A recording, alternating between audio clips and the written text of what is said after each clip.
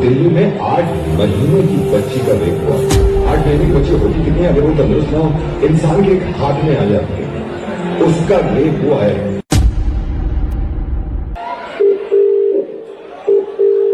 Hello, gynaecologist doctor Sunam बोल रही हूँ।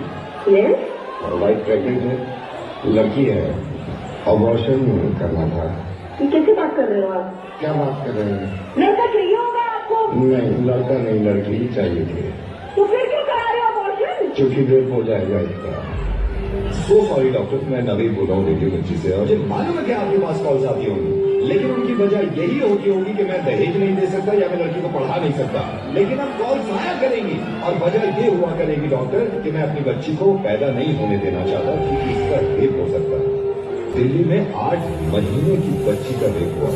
8 महीने की बच्ची होती कितनी है? अगर वो तंदुरुस्त ना हो, इंसान के एक हाथ में आ जाती है। उसका रेप हुआ है। सॉरी, मैंने आपका वक्त भी ले लिया, लेकिन मैं बताना चाह रहा हूँ सबको कि ये होने लगेगा, वरना इस चीज को बंद करवा दो। मेरी समझ में नहीं आता, जिस स्लोगन देखने के बाद लोग खुश हो जाते हैं, बेटी बचाओ बेटी पढ़ाओ। क्यों हम पहले ही जाहिर कर देते हैं कि बेटियां कमजोर हैं, पढ़ी लिखी नहीं है, इनको बचाना भी है। ऐसे स्लोगन क्यों नहीं बनते कि बेटे को बढ़ाओ और ना माने तो थप्पड़ लगाओ। और जितने लोग इस बात को मानते हैं कि लड़की हाथ से बाहर निकलती है तो रेप होता है, उसके रिश्तेदार ने बेडरूम में घुस के उसकी बच्ची के साथ रेप किया। जब इसके माँ बाप ने इस बच्ची को देखा तो खून में लथपथ पड़ी थी। पूरा हॉस्पिटल लूट लिया था इसकी चीज से।